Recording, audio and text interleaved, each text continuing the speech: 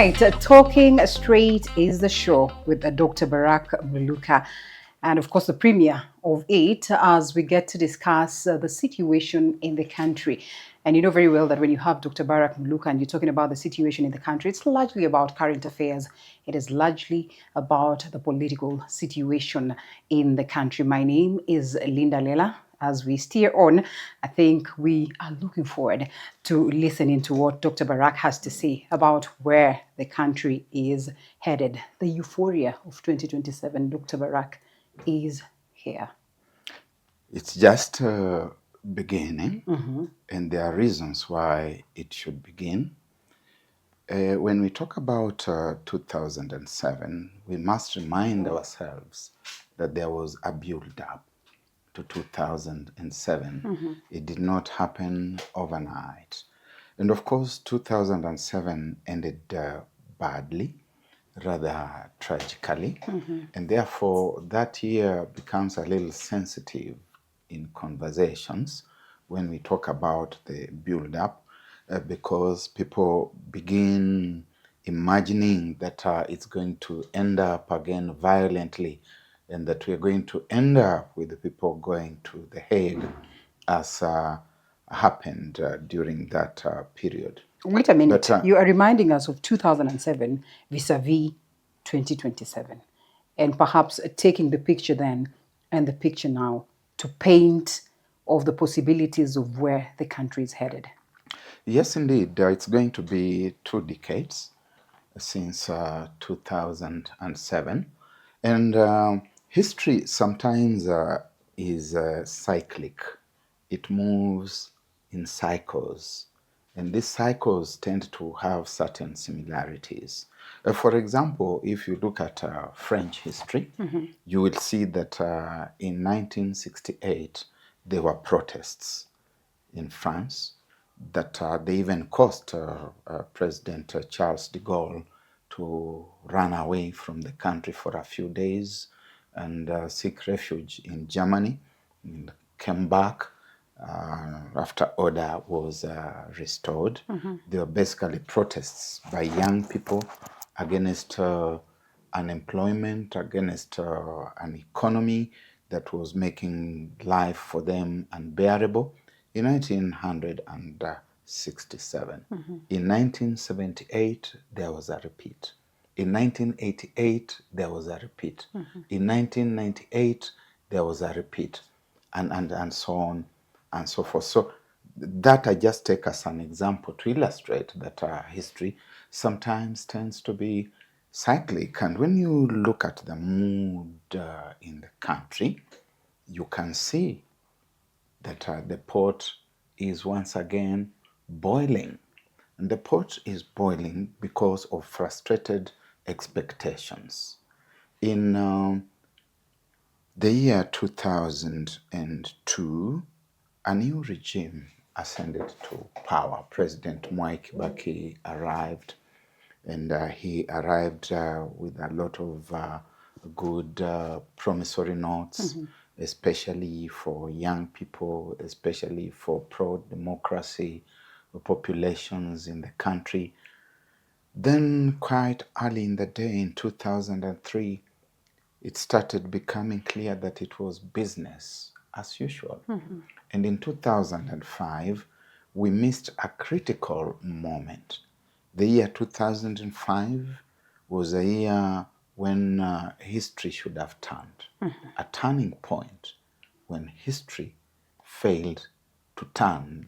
If we should borrow from the historian Trevelyan, who was looking at the European revolutions of 1848, a turning point where history refused to turn. What do I mean?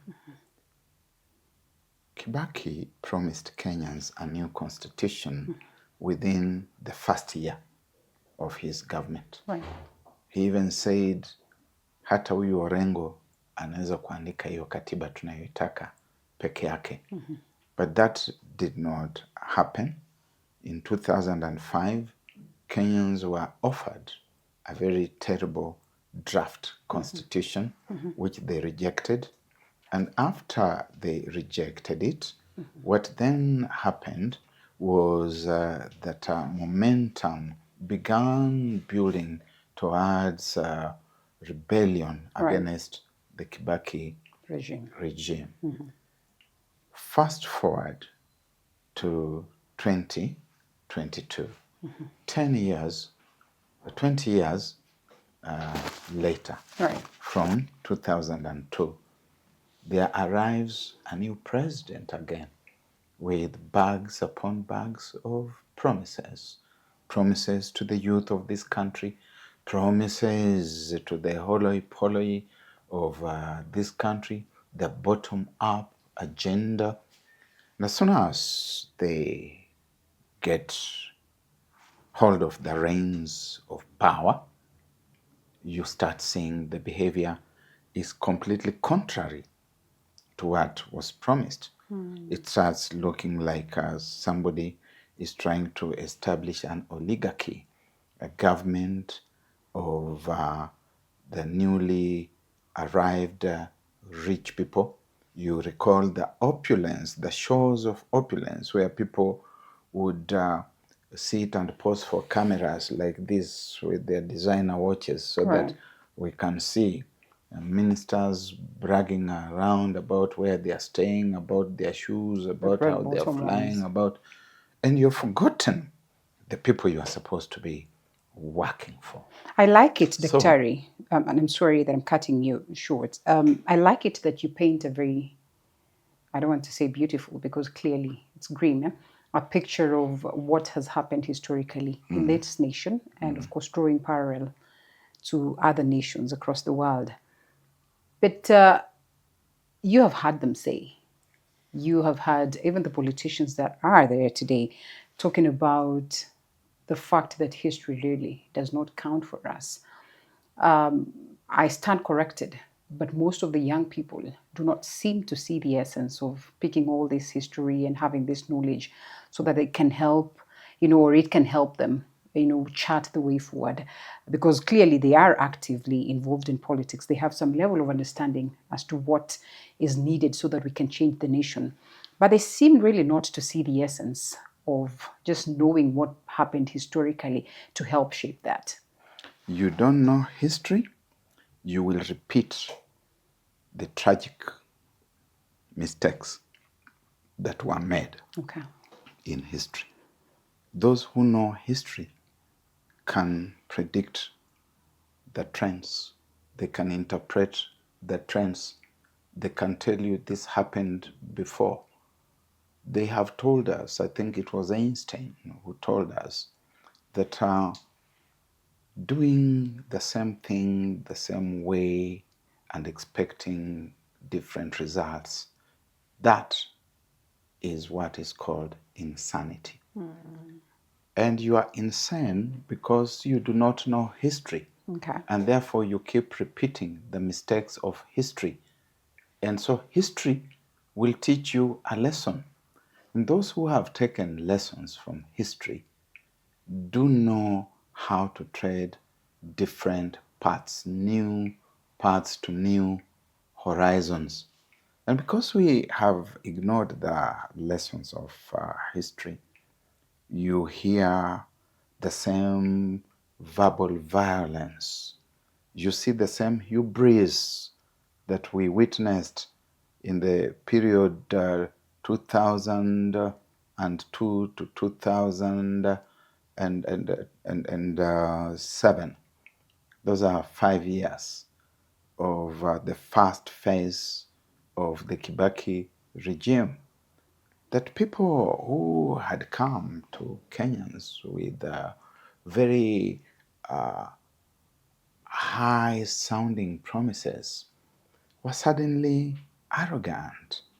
That you can go to northeastern Kenya to campaign for the banana, which was the symbol for the yes vote.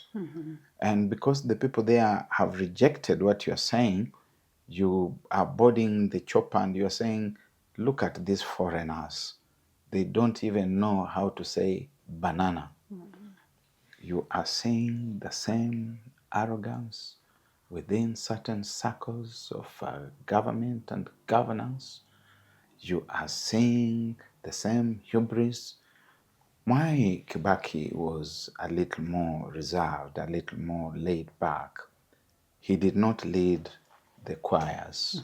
The choristers were around him.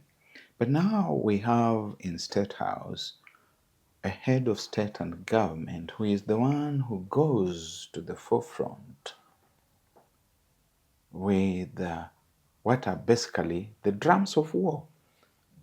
You can hear the double beat of the thundering drums of war being beaten by none other than the foremost resident of State House.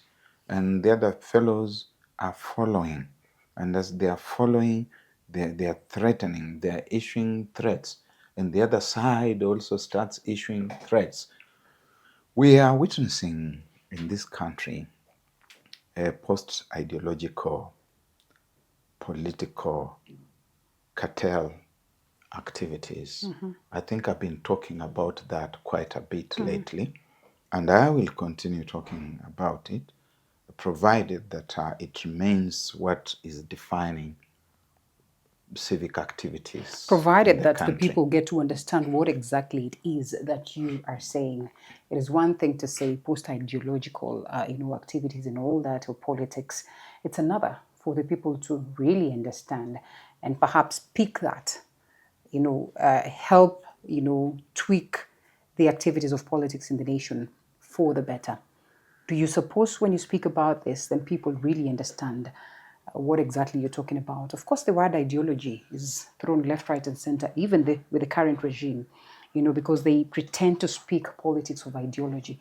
But what we get to see down on ground is not the development that they preach. It's not the ideology that they preach. We probably, as a country, do not seem to get this political crop that is going to speak ideology and present ideology that we can relate to.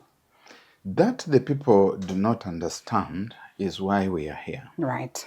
That the people do not understand is why what we must elaborate. justifies Yes. us and what justifies this conversation, because we must break it down for the people to understand. What do I mean by post-ideological competition? We have had competition in the past where President Ruto comes up with this bottom-up agenda, and he casts it before the people as a model of development that he wants to embrace should he be elected. He comes up with the notion of the people versus the dynasties, and he explains what it means. And the other side says, no, we do not consider ourselves to be dynasties. We are very moderate social democrats, and they explain what they mean by social democracy. And they have their interpreters who break it down for the people to understand. They unbundle the packages and say what is in those packages for the people. The Azimio people explain themselves. The Kenya Kwanza people explain themselves. We have ideas competing, racing against each other. Now, the people have the opportunity to decide which of the two sides to vote for. But post-ideological politics take the shape of the dominant political players not competing in the arena of ideas, but instead coming together, waving the carrot of unity, national unity and development. But it is unity within a small political cartel class. Okay. That this class then negotiate power and how it's going to be distributed among themselves. You have Dr. Oginga of ODM, and you have Dr. Ruto of UDA, and they come together, they become cozy But you cannot with one criticize the another. broad-based, Dr. I'm Allow allowing me you. to. I want to ask this because there seems to be, you know, criticism of the broad-based government. Don't you think that post the 2024 finance bill protests, the protests that we witnessed sometime mid 2025, we really needed the broad-based government, as they would say, to have some element of stability and peace, which we enjoy right now? It had nothing to do with differences between Dr. Ruto and Mr. Raila Odinga. I think 2024 was a case of a revolution hijacked by the power elite, the barons of power. And the barons of power understood that the Gen Z uprising was going to sweep all of them into the ocean. And so they came together and said, let us negotiate power so that we reduce the tensions in society and we see how to distribute the national cake, as they like calling it, among ourselves. Now, it was quite easy to do that in that environment because the Gen Zs themselves confessed. They did not even admit, they confessed that they had no leadership, that they were leaderless. Because they were leaderless, they were also partyless, they were tribeless, which were perhaps good things. But because of being leaderless, it is very easy for your revolution to be scuttled. And this takes us again back to your question about the place of history. In the period 1848, 1849, in Europe, they had what have gone down in history as the 1848 revolutions. Popular uprisings in up to 52 states and principalities, because 1848 is a period before the unification of the major states of Europe. So that if you look at what is Germany today, or what was Germany at the outbreak of World War I, that did not exist until 1871, when the activities of Otto von Bismarck got to a climax. You had what you would call principalities all over the place, Prince so-and-so who is in charge of this, and Prince so. So up to 52 revolutions in 1848, and they all collapsed. They were either hijacked or crashed because they had no leadership. The difference in Kenya today from where we have been in 2024 is that we are beginning to see dissent of a similar nature to that we saw in 2024, but with the difference that it has leadership. The millennials, the Sifunas, Yes. the Babus of today. Yes. Underrate them at your own peril. Let's talk about underrating them, and let's talk about the leadership of the young. For a long time, these very same faces have been in parliament, and there's been a general feel that they have not done much in terms of, elevating the status of, young leadership, youth leadership. And so, I mean, I'm saying this because for quite some time we've been having this conversation of the youthful parliament that I think it was in 2023, thereabout. We had a very youthful parliament, We still have. We still have, because the faces are still there. But there seems to be nothing much. In fact, if you look at the current parliament, the 13th parliament, again, the same parliament has been accused of being captured. The same parliament has been accused of not doing much in terms of changing, legislative aspects of the nation. So why should we trust that these same faces that are coming to us as the leaders of the young ones are the same ones to bring change in the entire nation. They've been, given, say, counties or, say, constituencies to lead, and they have not done much for us to celebrate. So why should we trust them with the whole nation? See, when President William Ruto got into office, the first thing he began to do was to capture institutions.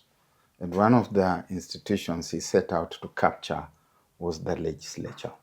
We know about his raids into the Jubilee Party, the independents, and so on, and Parliament as a whole to be subjugated by State House. You know, when you have a foreign body part that has been grafted onto an ailing body, at some point the body rejects the part, or the part rejects the body. So if President Ruto grafted these youthful legislators on the executive, the point of rupture is here. And when the point of rupture comes, it's no longer a question of that you are with him. It's not going to be like the woman who says to Simon Peter in the Bible that but you are also with him. And even when you say to Simon Peter that you are also with him, in the post-resurrection dispensation, Simon Peter will lead the new Christian fraternity. So it doesn't matter. There's a job to be done. Okay. And that job is going to be done.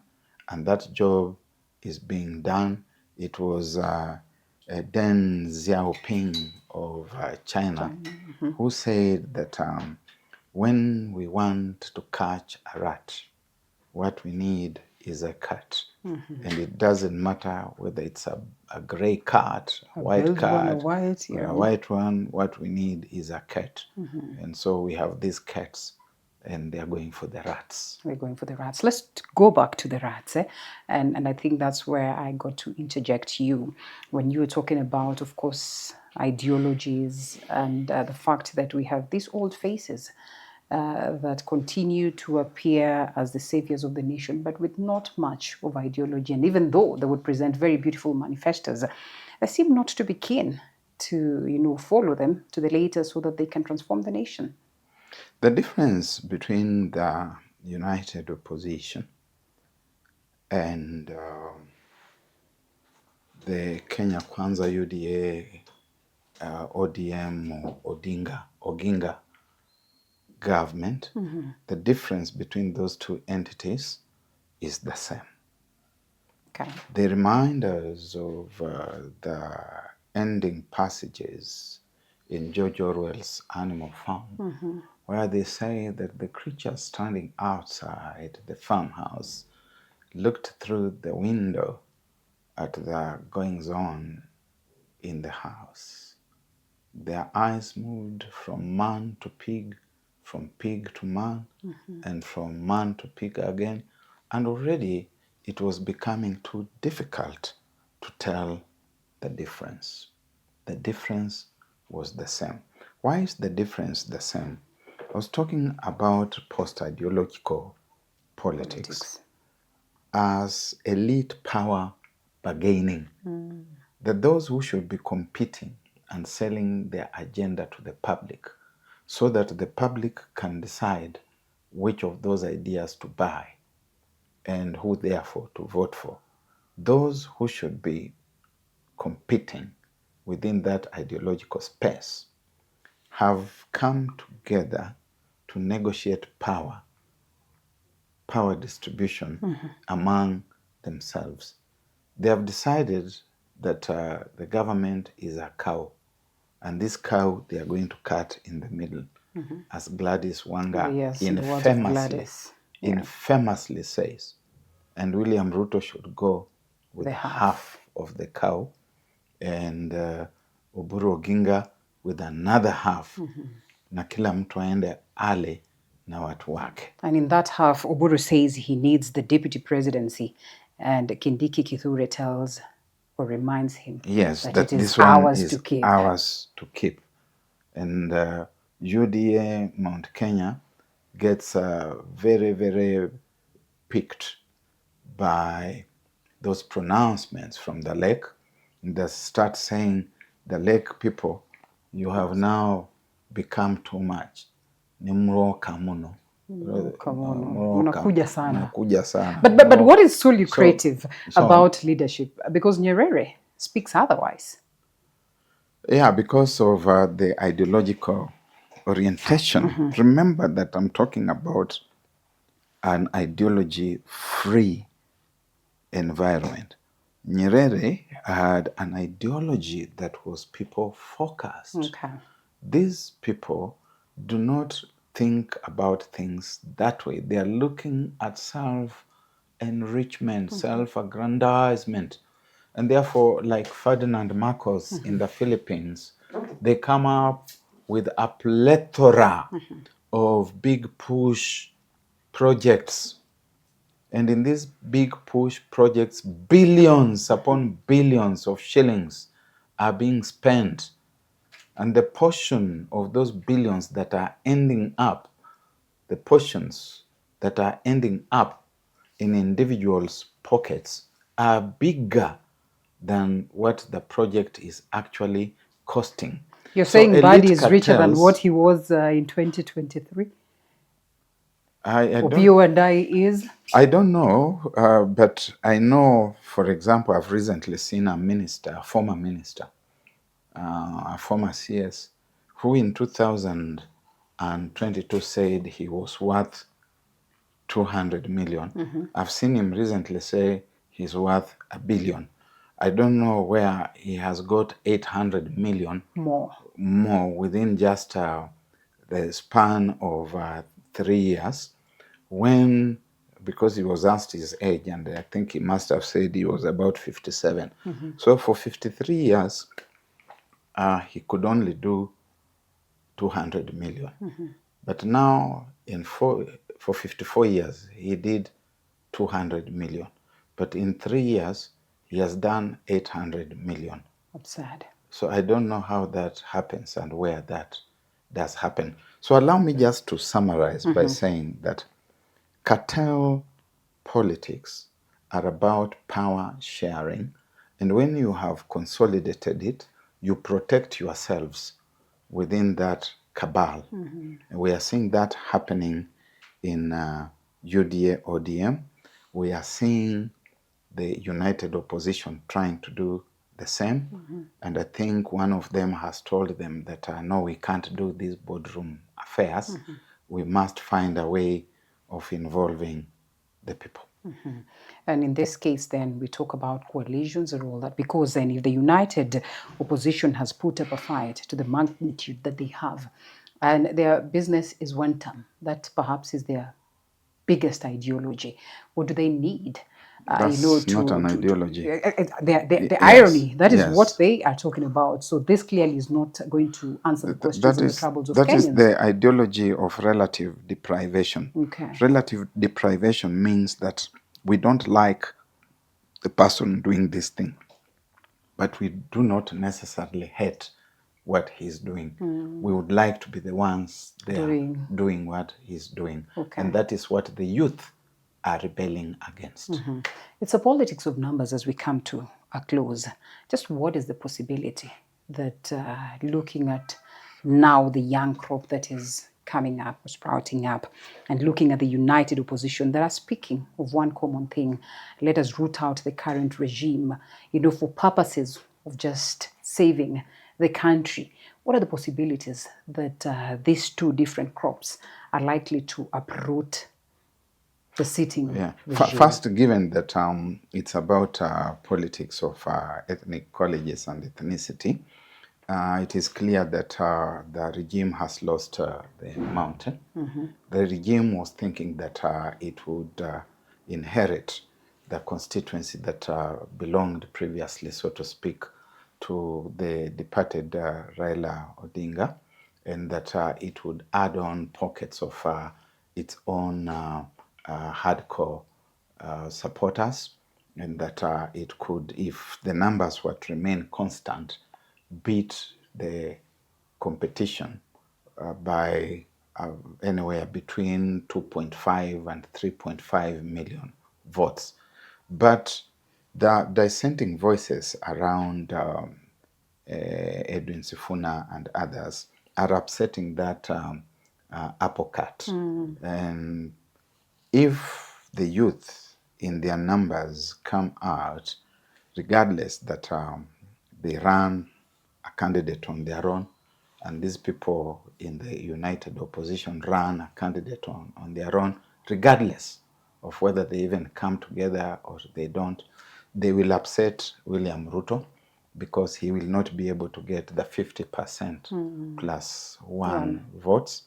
And most likely that would push the country to rerun. And that rerun would now determine what the youth especially do, whether they can be bought or whether they remain faithful to their agenda. If you are to advise those ones that are anti-Ruto now, as we sum it up, would it be proper for them to work together?